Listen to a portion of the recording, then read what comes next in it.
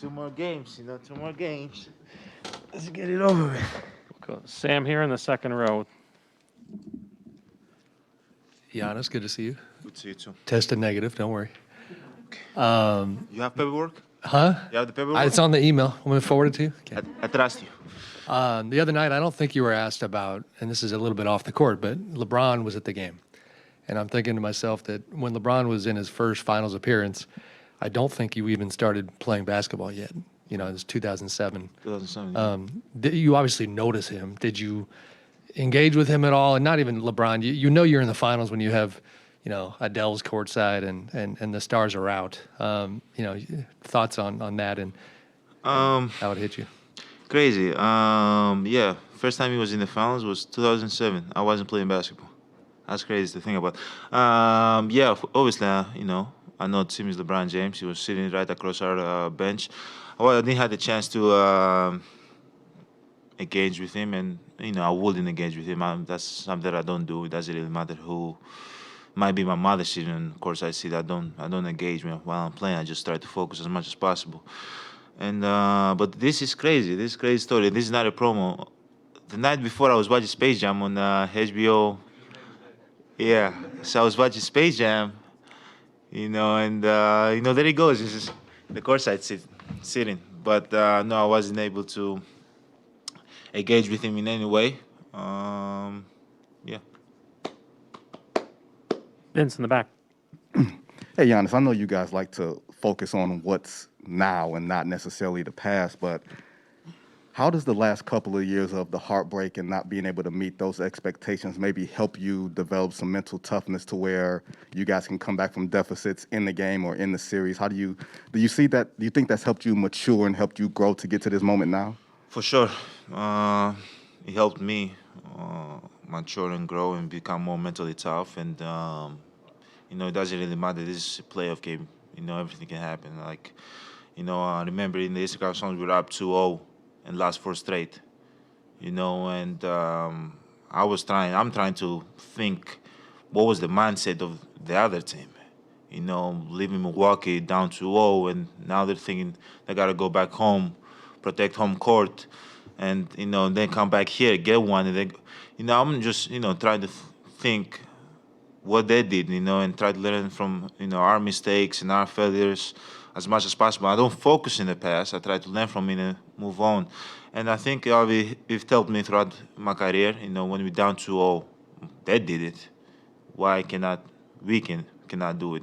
Kind of thing. And or when we're up 2-0, finish. Get the job done. And one thing that I think I've learned personally in the playoffs, I think early in my career I was getting too high, too low. We played a good game. I was so happy, because you feel the intensity from the crowd, the fans cheering and all that, and how, the trip back home, or if we were in a flight or whatever the case might be, we were here at home, playing at home, how I felt good going back home, and I was getting too high. And when we lost, I felt like it was the end of the world. And I feel like this year, lose or win, that did not happen. I was the same kind of guy. I just live with whatever outcome comes, because I believe that, I'm supposed to be there in that time and place. So I don't really worry about the outcome. But I think that's one thing that we've done as a team, knowing that being up 2-0, finish, close our games, being down, it doesn't really matter. We got to figure out the way to win and never get too high, never get too low. You make 6 threes, doesn't really matter. The next game, you make 0, and I feel like we've moved on really, really good. And if Chris does it, if Coach does it, if Drew does it, I feel like the rest follow. Lori? 2 quick questions, if I could. First of all, how hard was it for you to become the vocal leader? And what I mean is you've always been popular and well-liked team guy. So to get on somebody or to tell somebody, hey, you needed to be here at this position or whatever, that's different. You put that popularity at some risk, but you've been more vocal this year. Was it tough, or have you invested in your reputation? You can do that now because the guys know who you are? That's the first question. To answer your question, Lori, I don't care about being popular and being the most popular guy, and I don't care I don't know if I could be the least popular guy on the team and just come here and do my job and go back home. I'll take that. It doesn't really matter. But I feel like when you play to win, that comes easier. Early in my career, I was really quiet, and obviously of the language barrier, it was harder for me. I felt like kind of like I'll say the wrong thing. I say something stupid, so I just chose not to talk at all. But now it's a little bit easier for me. I can get a lot better. And I think Chris and Drew and guys and PJ and coach have helped me like be more comfortable with that. But yeah, I think early in my career was the language barrier. I felt like I say something stupid, but then I realized like I'd rather say something stupid than not say nothing at all. And throughout the journey, throughout my career, guys helped me with, especially Chris. Like he was like, talk, say something, say something. Like PJ that I've been with him for like 2-3 months now. He's like pushing me to talk. George Hill helped me a lot with it. Guys throughout my career helped me a lot with it, but I can get a lot better. And I know you're a family guy. Did I see this? Isn't Mariah expecting? Is she in her third trimester? Are you dealing with that too at home, or is this all? Yes, she's expecting. She's going through this pregnancy alone right now. No, I'm joking, but no, she's expecting. She's healthy. She's fine. She's at home. Everything's going well. Brian? That's great news. Thank you. I guess in the 7 months of the season, quite a bit of it, we had no fans, only a few fans, whatever. And now tomorrow you might have here, 20,000 inside, 20,000 outside. I had lunch with Sam yesterday. The waiter was saying they don't even know how they're going to get to work. It's going to be so crowded here tomorrow. What does it mean to you to not only be at this stage, but to be at this stage where Milwaukee can actually enjoy it if it happens? Because we didn't know if that was going to be the case a couple months ago. It's gonna be amazing. Hopefully we can, focus on what we gotta do, be in the present, compete as much as possible, play good basketball, and be the team that wins at the end. And hopefully we can enjoy it with our family and with the fans, and that they can enjoy it also. I feel like it's something that you can feel the excitement in the city. And last time we were in the NBA Finals was 1974. And it's been a while, so I'm happy that the fans are enjoying it. There's 20,000 people in the arena, 25,000 people outside the arena. But we gotta focus. We gotta do our job, and then they can do their job celebrating at the end. But we gotta do our job first. So we gotta be in the present as much as possible. I cannot focus in celebrating. I can't focus in that right now. Because I feel like you get too ahead of yourself. We gotta focus in. I gotta focus right now, and then when the game comes tomorrow, focusing is possession at a time. Possession at a time. As I said, play good basketball, compete as hard as possible, and put ourselves in a position to be able to win that game. That's all you can ask for, and hopefully we win. If we win, great. If we don't, we have one more chance. But if we win, it'd be nice to celebrate with the fans, inside and outside, and with our families, because this is it's something historical that happened in the city. It's happening in the city right now. Tim? Hey, Giannis, two things. First, you just mentioned that you have to try to stay in the moment. You said the same thing after Game 5, but this is a moment you've been talking about for years. How do you... This moment, right? Talking to you right now. Always. I know every moment with me is special, but obviously I meant tomorrow. So how do you keep that out of your mind and focus on just playing the game and not thinking about everything else? It's hard. It's hard, man. It's hard because like you work so hard to be, in that moment, which is tomorrow.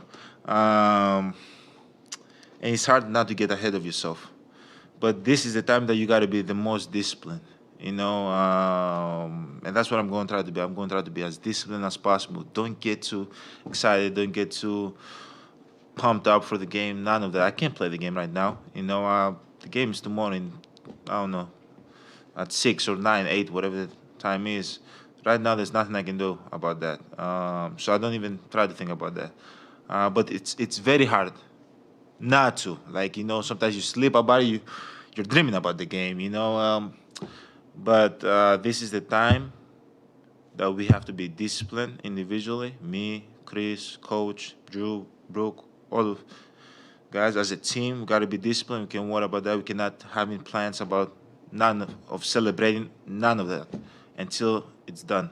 You know, and that's the mindset I'm going to have until tomorrow. And when you were answering Vinny's question about the experiences you guys have gone through, you said that your mindset's a little different this year. Before the playoffs, I asked you why this year would be different, and you said, I don't know if it's going to be different, but we're just going to try our hardest and see how it goes. What is made Because you I was in the moment. when Yeah, you I asked know me. you were, and that's my question is what is different about this year that you have not had those swings in emotion that you did in the past, and you have been able to stay kind of present. We didn't get too high. We didn't get too low. We didn't get too high. We didn't get too low throughout the season. As I said, we were down 0-2 Brooklyn. We came back. We did our job. We're down right now. We came back, did our job. We were down against Atlanta. Came back, did our job. You know, we were up against Miami. We went there. We did our job. Tried to steal one, then tried to steal second one. You know, and as a team, I feel like throughout the year, we didn't get too high. We didn't get too low. We kept focusing, like building good habits, and I think it comes from, as I said, Coach, Chris, Drew, me. You know, to have that mentality, and then he passed down to the whole team. You know, so you know we did a really good job. Now, is he going to end up well in the championship? Who knows? But you know, no matter how he ends up, I'm really proud of this team. Really proud of all the work we've put in. Eric over here. Hey, I have two for you. I know you enjoy talking about your feelings a lot, but I was going to bring it back to basketball for you. For you, middle of the fourth quarter, you have the ball on the left wing. You beat Aiden to the floor or to the rim, and you sneak in like a right hand layup and one. I feel like that's a move you've mastered this year, and I'd be curious why you went to that move. It's not a power move. It's a finesse move, and your game is so much about power. I'm curious why you've started to use that.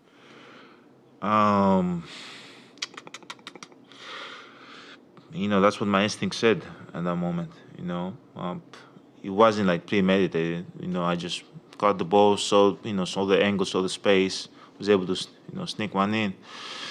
But my game is not power. Come on now, my game is speed. Fast. No, I'm joking. But as I said, I saw the angle, I saw the space. You know, and it's kind of hard to like move your feet from here to here. It's kind of hard to change your angle when you're defending. It's hard for me, so I know it's got to be hard for him. So that's why I was able to sneak one in.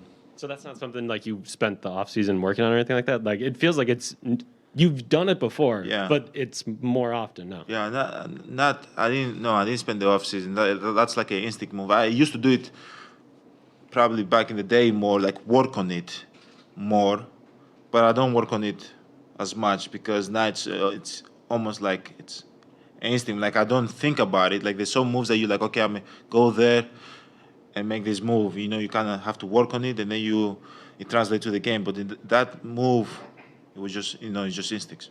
And then I was going to say, throughout this finals, we've seen multiple like pictures and images of like you hugging Chris or you like leaning on Drew like after a big play. How do you feel like you've gotten better at making this a we journey and not a me journey? Like including everyone in that process. Have to, everybody's a part of this process. I don't think there's been anybody that I've gone through this process by himself and go all the way and win the NBA championship. Like we have to do it together, And I need Chris to be great. I need Drew to be great. I need Brooke, Bobby, all of those guys to be great. But it's just like I feel like you see that more because once you see a team and guys like put everything, like all the effort and compete, and you see how tired they are after games. That's why you kind of like, because they go through this journey with you. Like I'm tired, I look next to me, Chris is tired, and Drew is tired, or whatever the case might be, And that's why you kind of like, it's like it's like they're like my brothers, I'm saying, like that's why you want to hug them, put your arm around them, and like, we got this together. We got to keep doing this together until the end, and we're close to the end, So But that's where you see those moments more and more and more in the playoffs. In the regular season, I was trying to stay COVID free. You know, I was staying away. But yeah. Zora, last question.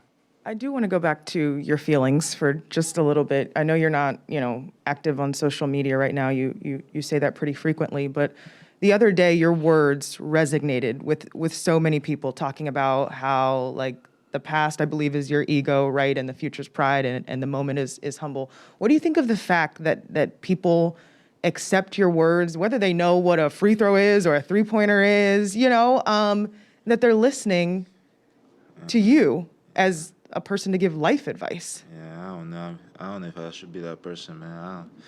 I just play basketball, But as I said, it's something that helps me. That's what allows me to cope with all this. With basketball, with my life, my family, and it might help somebody else out there. If it helps, great. If if it doesn't, it doesn't. Great too, But yeah, I don't know if I should be the one, giving advice. As I said, this is something that helps me, helps me go about my day. One quick last one for you. Based on like your experience in prior series or even people you've talked to, maybe your brother, right? What does it take to succeed in closeout situations? I know you say, go ahead. You gotta be in the present. You have to be in the present. And once that present comes, you'll know what it takes to be successful. But right now you can't. We don't know what it's going to take. It might be a defensive stop. It might be Drew coming and saving the day again. It might be Chris hitting 10 straight points. It might be me blocking like we don't know what it's going to take. But I know that we have to be in the present. We have to enjoy it. We have to compete. For now, that's the three things I know. Once the game starts, every possession is going to be different, and we're going to figure out what it takes to win the game. Thanks. Thank you. Thank you, guys.